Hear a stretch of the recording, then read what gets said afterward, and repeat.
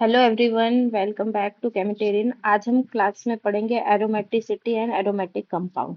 Okay, तो अगर हमको एरोमेटिक कंपाउंड पहचानना है तो कंपाउंड विच हैव, हमारे पास तीन कंडीशंस है। पहली कंडीशन साइक्लिक स्ट्रक्चर होना चाहिए, दूसरा कॉन्जुगेशन होना चाहिए, तीसरी कंडीशन जो है हमारी वो है कंपाउंड्स में 4n+2 पाई इलेक्ट्रॉन्स होने चाहिए। इसको हम हकल रूल भी बोलते हैं। और हमारी चौथी कंडीशन जो है, कंपाउंड कैसा होना चाहिए, कोप्लेनर होना चाहिए। कोप्लेनर का मतलब कि सारे एलिमेंट जो साइकिल में है उन पर sp2 हाइब्रिडाइजेशन होना चाहिए। ये हमारे एरोमेटिक कंपाउंड पहचानने की चार कंडीशंस है। तो अगर किसी कंपाउंड के पास साइक्लिक स्ट्रक्चर है, कॉन्जुगेशन है, 4n+2 पाई इलेक्ट्रॉन है और sp2 हाइब्रिडाइजेशन है या कोप्लेनर है, तो वो कंपाउंड हमारा कैसा कंपाउंड है, एरोमेटिक कंपाउंड है। ठीक है, तो उस कंपाउंड को हम क्या बोलेंगे, एरोमेटिक कंपाउंड।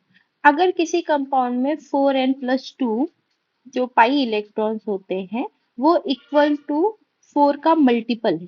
ठीक है, इक्वल टू 4 का मल्टीपल है, लाइक 4 हो गया, 8 हो गया, 12 हो गया। ओके, तो अगर वो 4 के मल्टीपल है और बाकी सारी कंडीशन को फॉलो कर रहे हैं, मतलब साइक्लिक है, कॉन्जुगेशन है और sp2 हाइब्रिडाइजेशन है, तो उस कंपाउंड को हम बोलते हैं एंटी एरोमेटिक कंपाउंड। ठीक है, तो एरोमेटिक कंपाउंड के लिए चार कंडीशन, और अगर 4n+2 पाई इलेक्ट्रॉन्स नहीं है तो वो हमारे एंटी एरोमेटिक कंपाउंड है। अब मान लो चारों में से कोई एक कंडीशन नहीं है, मतलब कंजुगेशन नहीं हुआ या इलेक्ट्रॉन्स नहीं हुआ, sp2 हाइब्रिडाइजेशन नहीं हुआ, तो हमारा वो कंपाउंड जो है वो एरोमेटिक ही नहीं है। तो वो हमारा कैसा कंपाउंड है, नॉन एरोमेटिक कंपाउंड्स, या फिर हम उसको काइंड ऑफ एलिफेटिक कंपाउंड बोल सकते हैं। तो हमारे पास तीन टाइप के कंपाउंड हो गए अभी तक। पहला टाइप का कंपाउंड हमारा नॉन एरोमेटिक, दूसरा टाइप का कंपाउंड हमारा एरोमेटिक, और तीसरा टाइप का कंपाउंड हमारा एरोमेटिक। ठीक है, एरोमेटिक, एंटी एरोमेटिक और नॉन एरोमेटिक करके हमारे पास तीन टाइप के कंपाउंड्स आ गए। ठीक है, अब इसमें हम सबसे पहले समझ लेते हैं what is the means of conjugation. ठीक है, तो कॉन्जुगेशन एक अरेंजमेंट होती है, वो हमको कंपाउंड्स में ढूंढनी होती है कि ये काइंड ऑफ अरेंजमेंट है कि नहीं। सबसे पहला कॉन्जुगेशन का जो टाइप है या एग्जाम्पल है, वो हम कहते हैं अल्टरनेट डबल बॉन्ड, जैसे A double bond B, single bond C, double bond D. तो ये हमारा कॉन्जुगेशन है, जिसमें हमारा ए बी बॉन्ड टूट के ए पर प्लस और बी पर नेगेटिव आता है। मान लो कॉन्जुगेशन आपको सिर्फ अभी ढूंढना है, समझना, बाकी रेजोनेंस में उसको दोबारा एक्सप्लेन करूंगी मैं, तो फिर ठीक है। उसके बाद अल्टरनेट डबल बॉन्ड, फिर उसके साथ कुछ अगर लोन पेयर है तो भी उसको हम कॉन्जुगेशन कहते हैं, जैसे ए डबल बॉन्ड बी और सी पर लोन पेयर। तीसरा हमारा अगर अल्टरनेट डबल बॉन्ड है और विथ उसके केटायन है। ठीक है, अल्टरनेट डबल बॉन्ड है और साथ में पॉजिटिव चार्ज है, तो उसको भी हम कॉन्जुगेशन कहते हैं। और फिर हमारा alternate double bond with anion is also a kind of conjugation. Alternate double bond with anion is also a conjugation. A double bond B C negative. इसके अलावा अगर हमारे पास alternate double bond with free radical है तो भी वो हमारा क्या है, कॉन्जुगेशन। ठीक है, alternate double bond with free radical also a kind of conjugation. इसके अलावा ये सारे चीजों के अलावा अगर हमारे पास अल्टरनेट कंडीशन पर लोन पेयर है और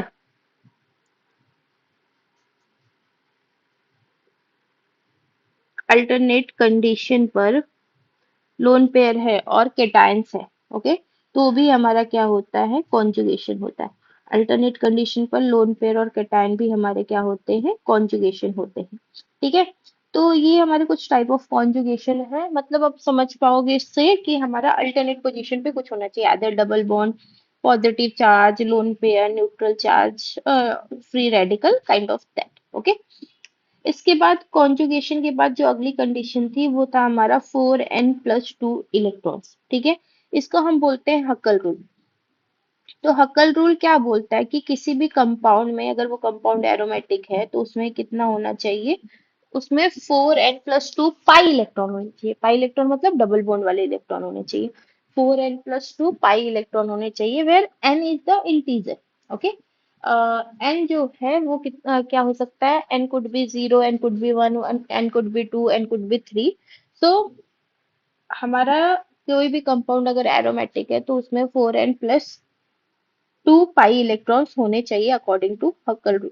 ओके, पाई इलेक्ट्रॉन्स, हाँ, डबल बॉन्ड वाले इलेक्ट्रॉन्स होने चाहिए उसमें।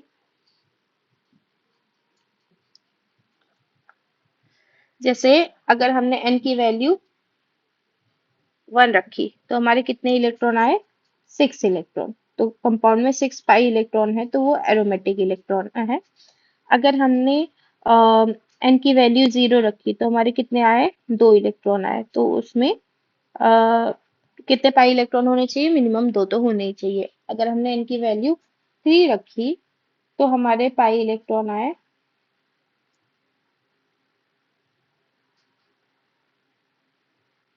2 रख देंगे तो 8 पाई के इलेक्ट्रॉन्स आ जाएंगे। ओके, तो ये हमारा हक्कल रूल हो गया, कॉन्जुगेशन हो गया। ये तीन कंडीशन हमारी कंपाउंड को फॉलो करना चाहिए तो हमारा कंपाउंड कैसा हो जाएगा, एरोमेटिक हो जाएगा। ठीक है, इसके बाद हमारे ना एक और छोटा सा टॉपिक है, टाइप्स ऑफ लोन पेयर। ठीक है, तो हमारे पास दो टाइप के लोन पेयर होते हैं, एक तो होता है डी लोकेलाइज्ड लोन पेयर और दूसरा होता है लोकेलाइज्ड लोन पेयर। ठीक है, हमारे लोन पेयर दो टाइप के होते हैं, लोकेलाइज्ड और डी लोकेलाइज्ड। क्योंकि अभी हाइब्रिडाइजेशन निकालेंगे ना तो फिर मैं एक लोन पेयर काउंट करूंगी हाइब्रिडाइजेशन में, एक नहीं, तो आपको तब कंफ्यूजन होगी। इसीलिए यहाँ पर आप उसको समझ लो। तो दो टाइप के लोन पेयर होते हैं। जो लोकेलाइज्ड लोन पेयर होते हैं वो कॉन्जुगेशन में पार्ट लेते हैं। ठीक है, सॉरी, जो लोकेलाइज्ड लोन पेयर होते हैं वो हाइब्रिडाइजेशन में पार्ट लेते हैं। वो लोकेलाइज्ड एक जगह स्टेबल है, वो मूव नहीं कर रहे, तो वो हमारे क्या होते हैं, हाइब्रिडाइजेशन में पार्ट लेते हैं। बट जो डीलोकेलाइज्ड लोन पेयर है वो हाइब्रिडाइजेशन में पार्ट नहीं लेते हैं। ठीक है, they do not participate in hybridisation. क्यों, क्योंकि वो घूमते रहते हैं, डीलोकेलाइज्ड है। ओके, वो घूमते रहते हैं, इसलिए वो हाइब्रिडाइजेशन में पार्टिसिपेट नहीं करते हैं। ठीक है, अब इसके बाद अगर हम बात करें लोकेलाइज्ड लोन पेयर और डीलोकेलाइज्ड लोन पेयर की, तो हम हमेशा लोकेलाइज्ड लोन पेयर को हाइब्रिडाइजेशन में और डीलोकेलाइज्ड लोन पेयर को कॉन्जुगेशन में काउंट करेंगे। ठीक है, हाइब्रिड लोकेलाइज्ड लोन पेयर को हाइब्रिडाइजेशन में, डीलोकेलाइज्ड इलेक्ट्रॉन्स को हम किस में काउंट करेंगे, कॉन्जुगेशन में काउंट करेंगे। कॉन्जुगेशन इज लाइक जो हमारा कॉन्जुगेटेड सिस्टम था वहां पर जो पाई बॉन्ड था वो इलेक्ट्रॉन्स डीलोकलाइज्ड है। जैसे यहाँ पर हमने एक एग्जांपल लिखा है पायरिडीन। ठीक है, अब ये पायरिडीन के जो इलेक्ट्रॉन्स है, ओके, क्योंकि ये अल्टरनेट डबल बॉन्ड है तो इसको कॉन्जुगेशन में पार्ट लेने की जरूरत ही नहीं है। तो ये हमारा कैसा इलेक्ट्रॉन हो गया, तो ये हमारा हो गया लोकलाइज्ड इलेक्ट्रॉन, जो क्या करेगा, हाइब्रिडाइजेशन में पार्टिसिपेट करेगा। ठीक है, जबकि यहाँ पर मैंने दूसरा एग्जांपल बनाया पायरोल। अब पायरोल में ना हमारा डबल बॉन्ड तो है, बट कॉन्जुगेशन कंप्लीट करने के लिए जो लोन पेयर ऑफ नाइट्रोजन है वो पार्टिसिपेट करेंगे कॉन्जुगेशन में, तो वो डीलोकलाइज्ड हो जाएंगे। ओके, और डीलोकलाइज्ड जो लोन पेयर होते हैं वो हाइब्रिडाइजेशन में पार्टिसिपेट करते हैं। ओके, सो हम हमेशा डीलोकलाइज्ड लोन पेयर कॉन्जुगेशन में पार्ट करते हैं तो हम उसको as a pi electron count कर सकते हैं। तो total number of pi electron in pyridine is 6 and total number of pi electron in pyrrole, मैंने नाइट्रोजन के नीचे हाइड्रोजन नहीं लिखा है, totally pi electron is 6। Okay, हमने काउंट कर दिया है किसको, including delocalized. Okay, including delocalized electron उसको काउंट किया है, जबकि पैरिडीन में एग्जाम्पल नंबर 1 में हमने काउंट नहीं किया है क्योंकि वो हाइब्रिडाइजेशन में पार्टिसिपेट कर रहा है, लोन पेयर में नहीं काउंट करेंगे तब हम इसको। ठीक है, जैसे एक एग्जाम्पल ले लेते हैं हम, ये हमारा एग्जाम्पल है फ्यूरॉन। ओके, फ्यूरॉन एक एरोमेटिक कंपाउंड है। ठीक है, अब इसमें ऑक्सीजन के पास दो लोन पेयर होते हैं। अब अगर हम दोनों लोन पेयर को हाइब्रिडाइजेशन में काउंट करेंगे तो हाइब्रिडाइजेशन इज sp3, बट हमको क्या चाहिए, sp2 हाइब्रिडाइजेशन चाहिए। तो इसका जो एक लोन पेयर हो वो डीलोकलाइज्ड लोन पेयर है और दूसरा लोन पेयर जो है वो कैसा लोन पेयर है, लोकलाइज्ड लोन पेयर है। तो delocalized taking part in conjugation and localized taking part in hybridization. Okay, so hybridization on oxygen atom, एक localized और दो सिंगल बॉन्ड काउंट करके, दो बॉन्ड पेयर और एक लोन पेयर के साथ हमारा हाइब्रिडाइजेशन क्या हो जा रहा है, हाइब्रिडाइजेशन हो जा रहा है sp2 and total number of pi electron, तो दो पाई बॉन्ड और एक लोन पेयर काउंट करके हमारा total number of pi electron कितना हो रहा है 6, including the delocalised electron. Okay, so hope so आप लोगों को लोकलाइज्ड और डीलोकलाइज्ड वाला कॉन्सेप्ट क्लियर हुआ हो। ओके,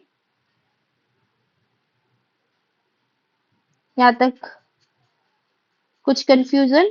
अब हम कुछ कंपाउंड्स हैं, उन कंपाउंड्स का प्रिडिक्ट करेंगे कि वो एरोमेटिक है कि एंटी एरोमेटिक है कि नॉन एरोमेटिक है। ठीक है, तो पहली चीज साइक्लिक, फिर कोप्लेनर मतलब sp2 हाइब्रिडाइजेशन, कॉन्जुगेशन और हकल रूल फॉलो कर रहा है 6 पाई इलेक्ट्रॉन।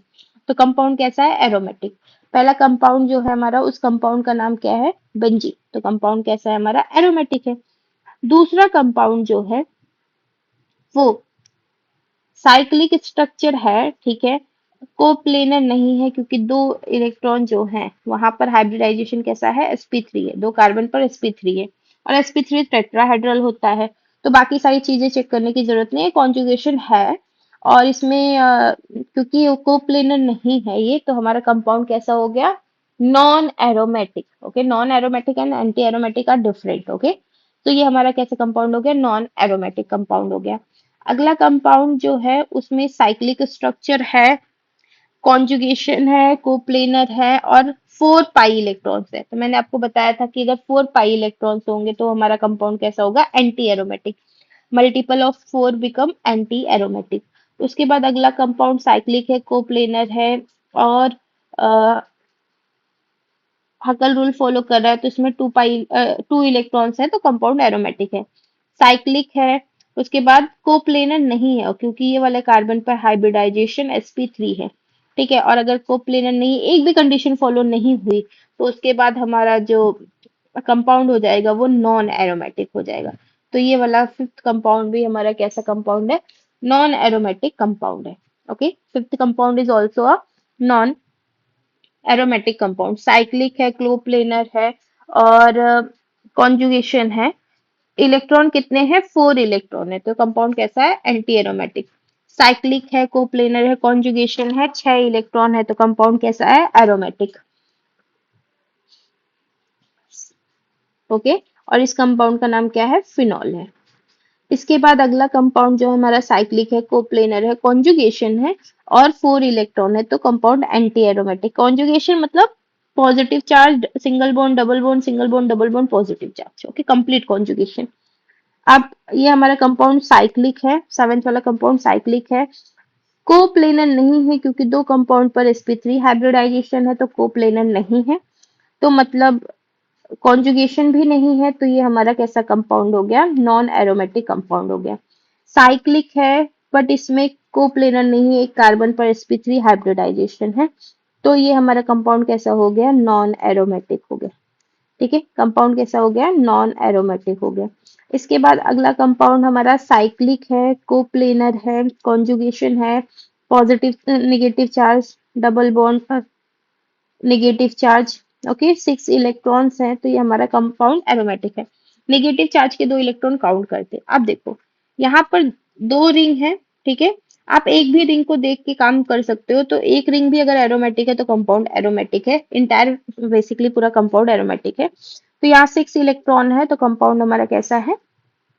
एरोमेटिक कंपाउंड है। ठीक है, इसके बाद अगला जो है ट्रोफिन, ये इसमें भी सारी चीजें हैं और 6 इलेक्ट्रॉन है, तो ये कंपाउंड हमारा एरोमेटिक है। ठीक है, बाहर वाले ऑक्सीजन के इलेक्ट्रॉन्स को नहीं काउंट कर रहे हैं हम। इसके बाद हमारा आता है फ्यूरॉन, अभी अभी हमने किया, तो फ्यूरॉन कैसा है? उसमें भी कॉन्जुगेशन है, साइक्लिक है। ओके, और उसके पास भी लोकलाइज्ड और डीलोकलाइज्ड दोनों टाइप के लोन पेयर हैं। तो हमारा फ्यूरॉन कैसा है? तो फ्यूरॉन जो है वो साइक्लिक है और उस पे sp2 हाइब्रिडाइजेशन है ऑक्सीजन पर भी, क्योंकि हम सिर्फ लोकलाइज्ड लोन पेयर को हाइब्रिडाइजेशन में काउंट करते हैं। तो फ्यूरॉन हमारा साइक्लिक है। फ्यूरॉन पे कॉन्जुगेशन है, देखो, single bond, double bond, lone pair, single bond, double bond, तो इंटायर कंप्लीट कॉन्जुगेशन है। तो फ्यूरॉन भी हमारा, और टोटल कितने इलेक्ट्रॉन है? 6 इलेक्ट्रॉन है, तो फ्यूरॉन हमारा एरोमेटिक है। ठीक है, फ्यूरॉन जैसा ही उसका बड़ा भाई थायोक्सीन है, तो वो भी सेम कंडीशन, तो वो भी एरोमेटिक है। उसके बाद हमारा जो है पायरिडीन, अभी अभी हमने किया था, तो इसका लोन पेयर डीलोकेलाइज्ड है। तो सॉरी, लोकेलाइज्ड है, 6 इलेक्ट्रॉन्स है, तो ये भी हमारा एरोमेटिक कंपाउंड है। Pyridine is also aromatic compound. उसके बाद जो हमारा नेक्स्ट कंपाउंड है पायरोल, उसमें सारी चीजें हैं और 6 इलेक्ट्रॉन है। नाइट्रोजन के 2 लोन पेयर काउंट करेंगे because it is delocalized lone pair. तो ये भी हमारा कैसा कंपाउंड है? एरोमेटिक कंपाउंड है। इसके बाद हमारा अगला कंपाउंड पायरन है, तो साइक्लिक तो है बट कोप्लेनर नहीं है, क्योंकि एक कार्बन पर sp3 हाइब्रिडाइजेशन है। तो इसीलिए इसका कॉन्जुगेशन है हाफ कॉन्जुगेशन, बट ये हमारा कंपाउंड कैसा है? नॉन एरोमेटिक कंपाउंड है। उसके बाद हमारा अगला कंपाउंड जो है, ओके, पायरन हमारा नॉन एरोमेटिक कंपाउंड है, ठीक है। ऑल दो इलेक्ट्रॉन 6 इलेक्ट्रॉन है बट कॉन्जुगेशन कंप्लीट नहीं है। इसके बाद 17 कंपाउंड जो है वो भी हमारा कोप्लेनर नहीं है, साइक्लिक तो है, कोप्लेनर नहीं है। इसलिए ये भी हमारा कैसा कंपाउंड हो गया? नॉन एरोमेटिक कंपाउंड हो गया। ऑल्दो इसमें कॉन्जुगेशन है, फिर भी ये कैसा है? नॉन एरोमेटिक कंपाउंड है। उसके बाद 18 कंपाउंड देखो, जब एक साइकिल पूरी तरीके से एरोमेटिक हो तो दूसरे को चेक करने की जरूरत नहीं है। तो ये हमारा एरोमेटिक हो गया। यहाँ पर भी एक साइकिल पूरी तरीके से एरोमेटिक है तो दूसरे को चेक करने की जरूरत नहीं है, दूसरा उसका सब्स्टिट्यूट बन जाता है, तो ये एरोमेटिक है। पूरा इंटायर मैं चेक नहीं कर रही हूँ। इसके बाद हमारा जो 20 कंपाउंड है, ये भी क्या है? तो इसमें भी अल्टरनेट डबल बॉन्ड है बट इसका इलेक्ट्रॉन 4 है, तो 4 is multiple of 8 is multiple of 4। तो ये हमारा कैसा कंपाउंड है? एंटी एरोमेटिक कंपाउंड है। होप्स आप लोगों को ये टॉपिक अच्छे से क्लियर हो गया हो। Thank you.